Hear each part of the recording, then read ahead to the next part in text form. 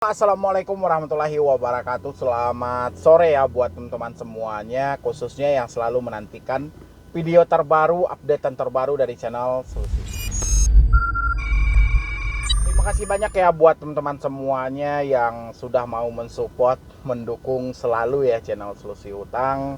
Terima kasih banyak berkat dari supportan dan dukungan Anda selama ini, alhamdulillah ya, menjadikan channel ini berkembang sampai detik ini pun saya masih ada di hadapan Anda semuanya, ada di hadapan teman-teman semuanya, masih memberikan sedikit motivasi, arahan, edukasi buat teman-teman semuanya, di mana hutang mereka sudah melebihi nominal kemampuan mereka sendiri. Ya, ini cukup luar biasa ya. Jadi mudah-mudahan Solusi Utang itu selalu bisa memberikan sedikit arahan-arahan positif buat Anda, terutama yang saat ini memang sudah kalut-kalutnya ya, sudah tidak kayak mana lagi gitu loh. Jadi sudah tidak bisa diungkapkan dengan kata-kata lagi. Kalau panik ya memang panik, siapa yang nggak panik ya kan. Hutang banyak, duit nggak ada ya panik juga gitu loh. Hutang banyak, pekerjaan nggak ada ya panik juga gitu loh ya. Dan hari ini kita mau bahas ini masih seputaran tentang hutang di HCI atau home credit. Ini cukup luar biasa. Sampai detik ini pun tidak ada solusi-solusi ataupun alternatif yang diberikan oleh pemerintah ataupun OJK sendiri selaku yang mempunyai tanggung jawab penuh dalam hal soal perbankan ini, terutama dari HCI gitu ya, ataupun dari Bank Indonesia sendiri. Bagaimana sih ini tanggapannya? Ini sudah cukup banyak loh orang-orang yang menyatakan ketidakmampuan mereka, ketidaksanggupan mereka menghadapi bunga-bunga. Ini ada salah satu curhat, saya boleh munculkan tapi namanya saya sensor ya. Di sini TM aja lah namanya gitu loh ya. Selamat sore Bang Medi. Saya dengan dengan T lah gitu. Bang mau minta solusinya Bang soal hutang saya di Multiguna HCI.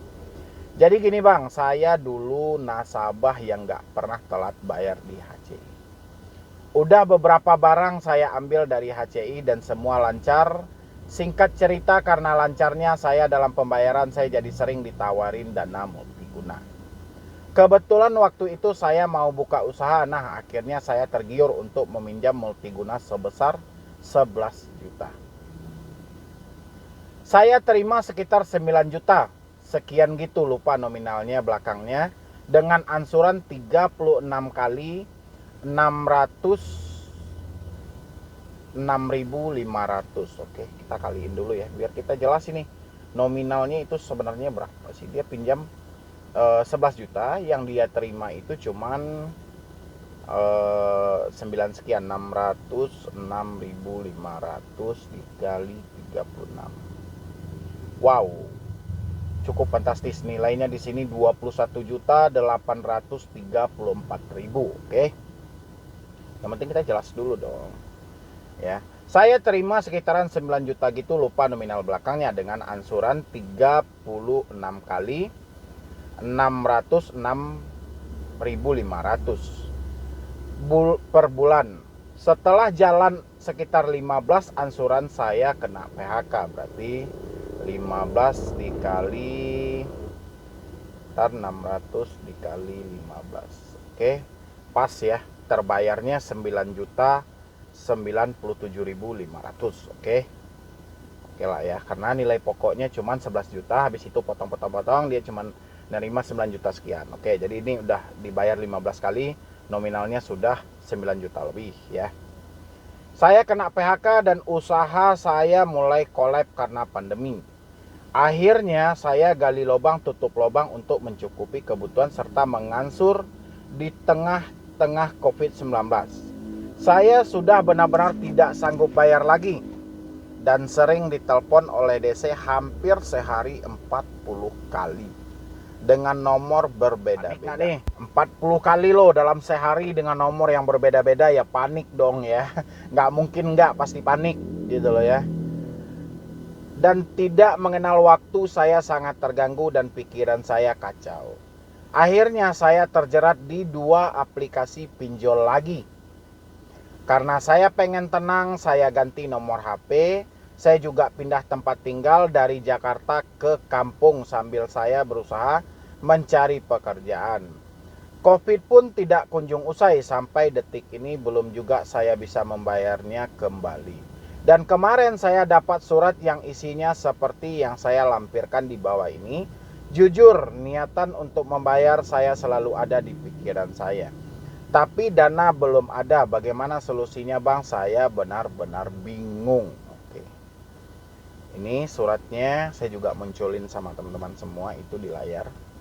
Biar kita bisa jelas dulu ya. Oke, ini memang surat asli dikirim ya, karena ini seakan dipoto di atas tempat tidur ini ada spray semuanya. Utang Anda 9.492.667, wajib dibayar, tindakan hukum akan dilakukan. Oke ya. Ini atas nama orangnya ada, alamatnya ada. Surat panggilan. Dengan telah diberikan kepercayaan penuh kepada Anda dengan memberikan fasilitas cash loan sesuai dengan pengajuan Anda, namun hingga saat ini kewajiban membayar tunggakan pembiayaan multiguna telah Anda lupakan. Flow sebelumnya telah melakukan upaya untuk menghubungi Anda, tetapi tidak dapat ditanggapi positif dari Anda. Untuk itu kami sampaikan surat panggilan ini dengan ketentuan sebagai berikut. Menginformasikan sekali lagi bahwa Home Credit Indonesia Anda menunggak atas nama ini, nomor rekening, total tagihan 9 juta sekian, membuka jalur negosiasi dengan memberikan 2 solusi program keringanan. 1. Program pelunasan berkala. 2. Program diskon khusus untuk pembayaran penuh.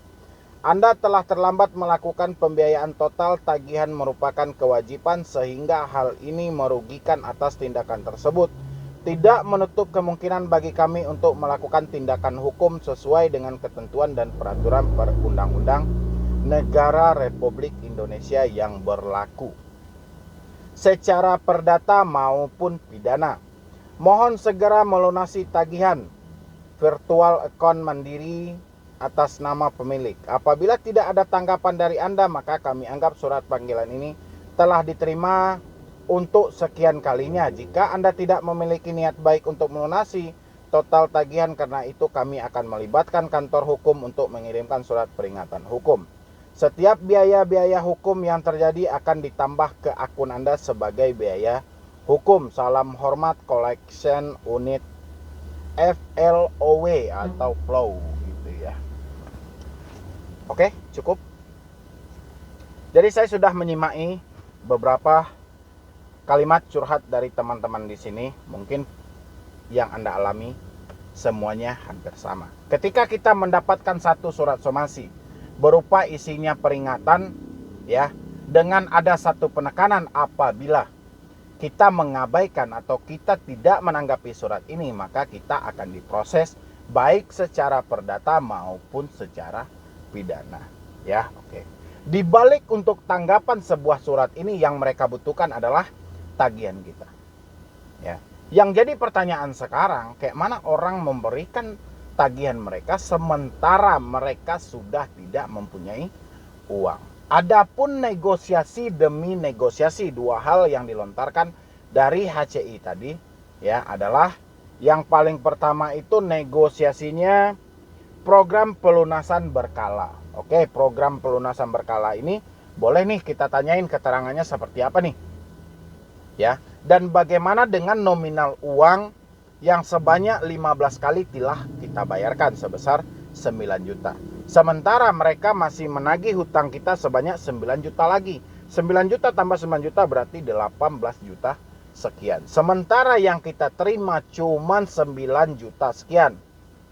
Ya, ini loh yang jadi permasalahannya. Ukurannya dalam hal ini ya, teman-teman yang mengalami hal serupa juga seperti ini, yang paling pertama Anda melapor itu kepada otoritas jasa keuangan ya.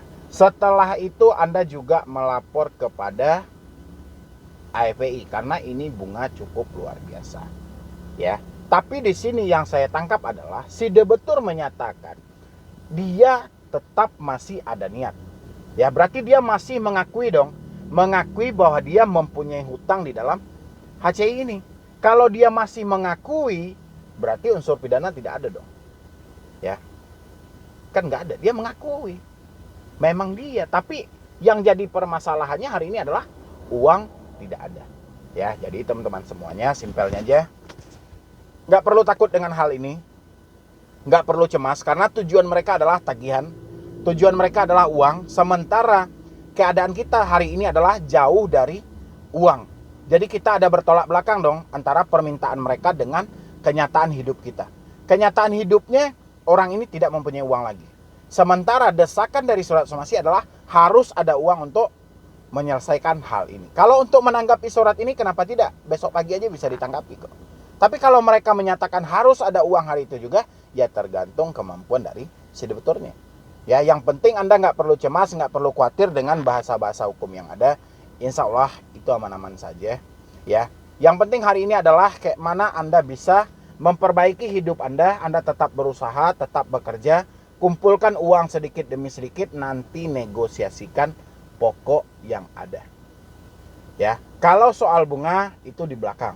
Yang penting pokoknya dulu terselesaikan. Tapi kalau saya membaca tadi dari 15 kali yang sudah mereka lontarkan, itu sudah masuk dalam pokoknya.